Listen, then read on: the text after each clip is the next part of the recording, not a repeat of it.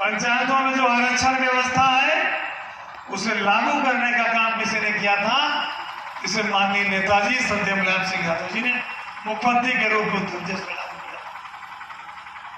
और किसी भी व्यक्ति की कमाई देखनी हो, उसके मौत के बाद उसकी कमाई देखी जाती है, उसके जिंदा जी रहते उसकी कमाई नहीं देखी जाती। जब हम लोग 11 अक्टूबर को सैफई पहुंचे, बड़े मुश्किल से जहां हम लोगों को बैठने का निर्धारित स्थान था मैं वहां पहुंच पाया। और उसके बाद जब मंच पर बुलाया गया, बड़े मुश्किल से हम लोग मंच पर गए।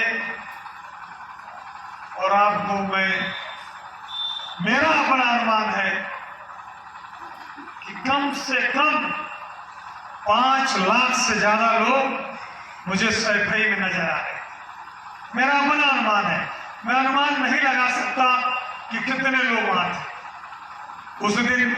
इस देश के 8 प्रदेश के मुख्यमंत्री, तमाम प्रदेशों के पूर्व मुख्यमंत्री, भारत के रक्षा मंत्री, तमाम उद्योगपति, फिल्म इंडस्ट्री के लोग, किसान आंदोलनों के बड़े बड़े नेता, सामाजिक संगठनों के बड़े बड़े नेता, देश के न जाने कितने बड़े बड़े नेता। मैं समझता हूं इस देश में बहुत से बड़े बड़े लोग इस दुनिया से गए होंगे, लेकिन उन्हें श्रद्धा सुमन अर्पित करने के लिए इतनी भीड़, आम से खास तक इतने लोग एक साथ इकट्ठा नहीं। और उस दिन पता लगा, हम लोगों को भी उस दिन पता लगा, नेताजी इस देश से कितने बड़े नेता थे, नेताजी इस देश से कितने बड़े नेता थे। उस दिन जो गया होगा उससे एहसास हुआ। और आज तक ये क्रम बना हुआ है, लोग लगातार देश के बड़े बड़े नेता, बड़े बड़े सामाजिक संगठनों के लोग, बड़े उद्योगपति, बड़े किसानों के नेता आज तक लगातार पहुंचकर श्रद्धेय नेताजी को अपनी श्रद्धांजलि दे।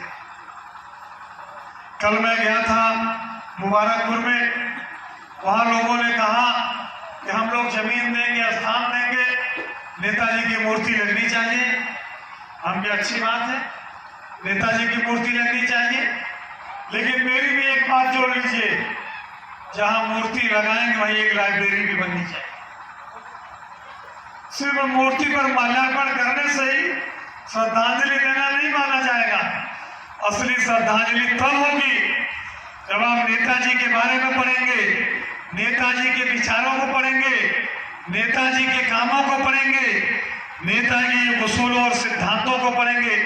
नेताजी ने विधानसभा के अंदर और इस देश की पार्लियामेंट के अंदर समय पर जो बातें कही है उसको पढ़ेंगे, उसे अपने अंदर आत्मसात करने का काम करेंगे और उनके बताए हुए रास्ते पर चलने का काम करेंगे। यही नेताजी के प्रति सच्ची श्रद्धांजलि।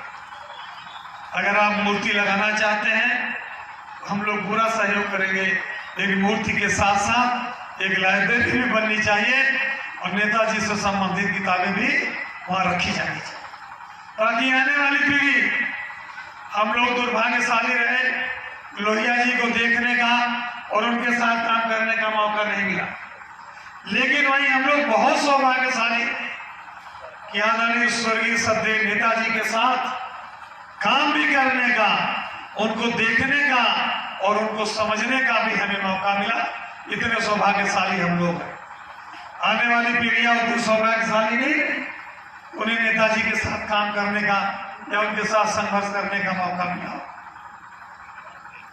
और छोटी छोटी बातों को किस तरह से नेताजी ध्यान देते थे, मुझे याद है एक बार उन्होंने विधानसभा में ही एक हाल है, उस हाल में मंत्रियों की बैठक बुलाई, 2003 की बात।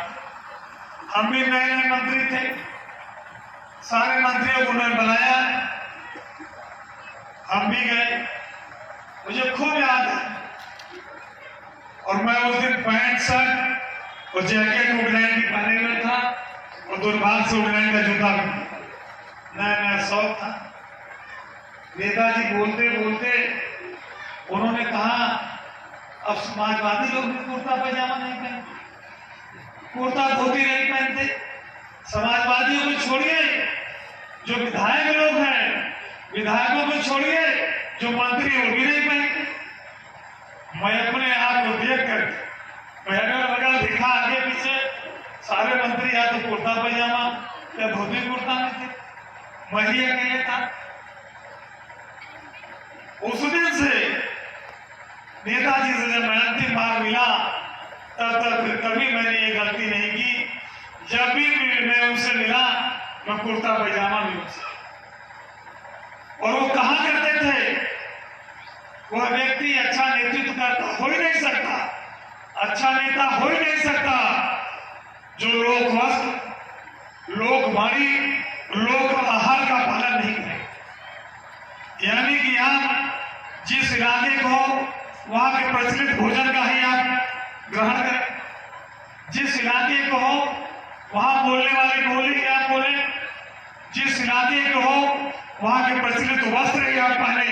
अगर ये तीनों आप अपने व्यवहार में लाएंगे, तभी लोग आपको अपने करीब समझेंगे, तभी आप वहां नेतृत्व कर सकते हैं, वरना नहीं। इस बात को हम लोगों ने अपने ध्यान में लेने का काम किया। और अब तो हमको लोग मिठाई खिलाते, हम तो गुड़ मांगते हैं। ये चीज सिखाया था तो नेताजी ने सिखाया। नेताजी के इलाके में जो प्रचलित खाना है, चाहे उनके यहाँ शादी हो, विवाह हो, कोई काम, आप जब उनके घर जाएंगे, उस इलाके का प्रचलित खाना, जो पूरे इलाके का गरीबों का खाना है, वो उनके घर खाने का जरूर। आज लोग अपमान समझते हैं, अपने इलाके का प्रचलित आहार अपने घर खिलाने में अपमान समझते हैं। लेकिन नेताजी, आप जब भी उनके घर गए होंगे, उस इलाके का जो प्रचलित खाना वही आपको खिलाने में वो अपना सम्मान समझते। ये सीख एक गार्जियन की तरह से, एक परिवार के बुजुर्ग की तरह से एक एक व्यक्ति को सिखाया करते थे। एक बार मुझे उनके साथ हेलीकॉप्टर में जाने का मौका मिला। मैं आपको यकीन के साथ कह रहा हूं, वो जब हेलीकॉप्टर से चलते थे, हेलीकॉप्टर से नीचे दिखाई देता है। हेलीकॉप्टर में जब वो लखनऊ से उड़ते थे और जहां तक जाते थे, चाहे पूर्व में बलिया आ रहे, चाहे पश्चिम में कहीं जा रहे हो, चाहे उत्तर में जा रहे हैं, चाहे बुंदेलखंड, वहां नीचे से गांव बताया करते थे। इतना वो जानते थे उत्तर प्रदेश के बारे में, वो गांव बताया करते थे।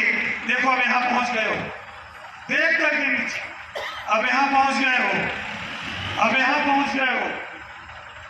इतना प्रदेश को जानने वाला कोई नेता इस प्रदेश में अब तक नहीं पैदा।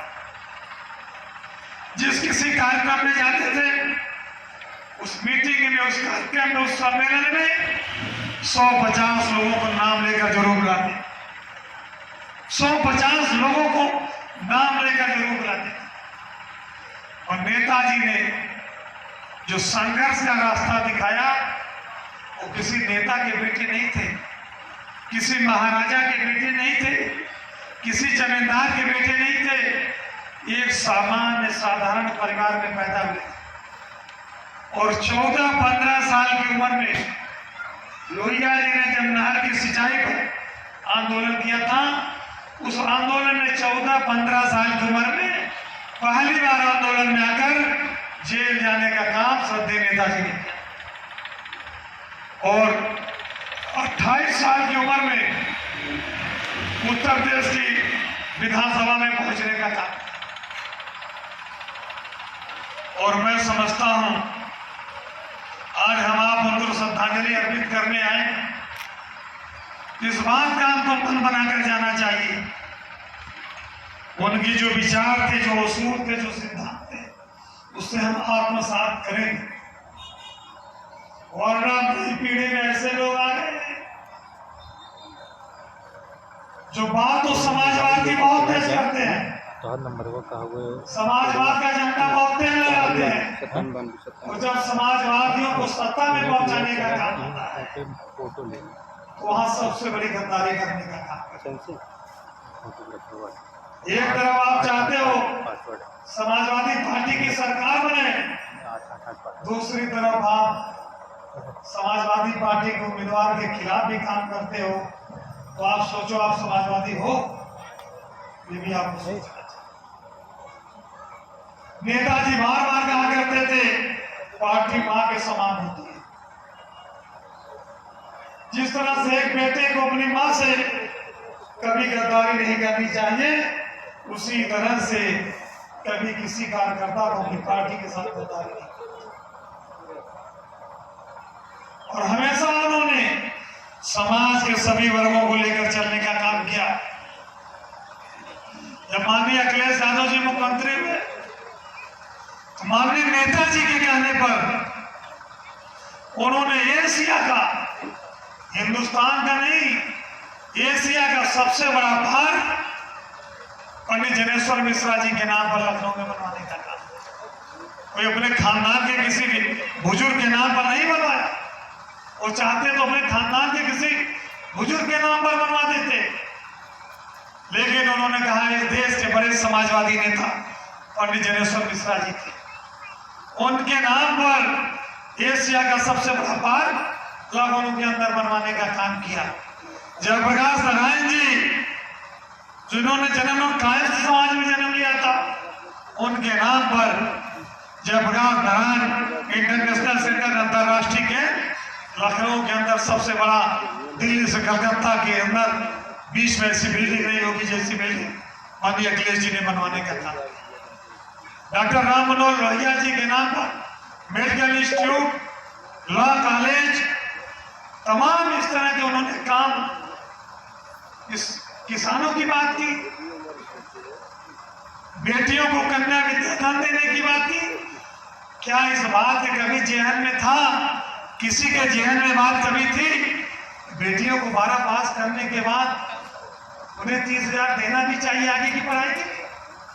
अरे बात किसी के दिमाग में आई, माननीय श्रद्धेय नेताजी के दिमाग, और सभी बेटियों को उन्होंने दिया, किसी एक जाति की बेटी को नहीं दिया था।